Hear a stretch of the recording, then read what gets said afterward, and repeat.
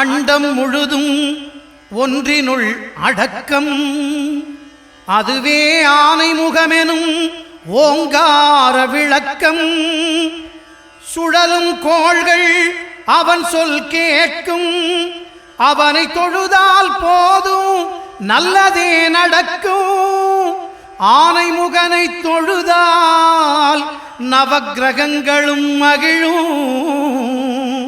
நல்லதே நடக்கும், நல்லதே நடக்கும்.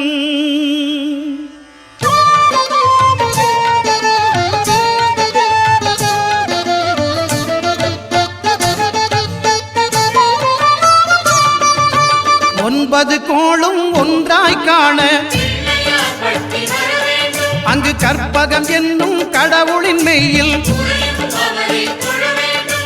ஒன்பது கோளும் ஒன்றாய் காண அங்கு கற்பகம் என்னும் கடவுளின் மெய்யில். சூரியன் முதலாய் 9 கிரகமும் பலவித குணங்களை கொண்டிருக்கும். எங்கள் கற்பக தருவில் அவை வரும்போது ஒன்றாய் சேர்ந்து பலனளிக்கும்.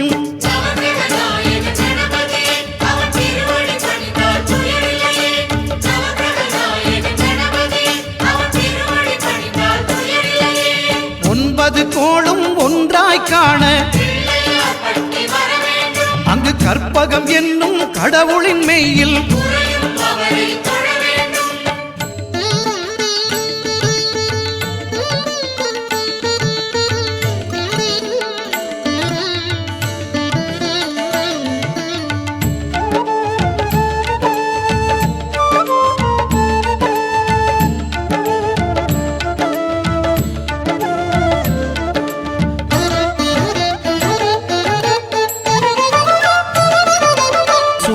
பகவான் ஒளிமுகம் காண அங்கு கற்பக தருவின் நெற்றியில் மலரும்.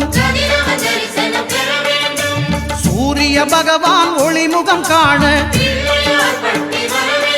அங்கு கற்பக தருவின் நெற்றியில் மலரும். இருளை விலக்கி உலகை எழுப்பும் ஞாயிறு அங்கே குடியிருப்பான். அவன் ஆனை முகத்தனின் அடியவர் மனத்தில் ஒளியாய் வந்து கொலுவிருப்பான்.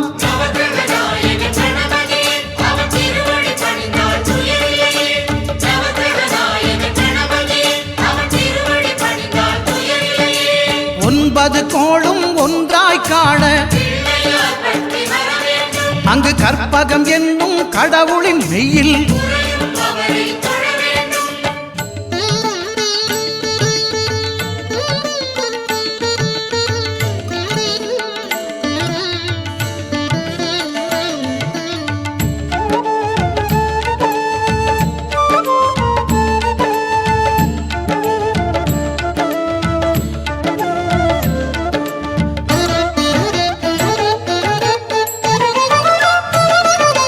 திங்கள் பகவான் திருமுகம் காண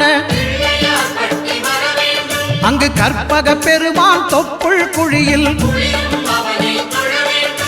திங்கள் பகவான் திருமுகம் காண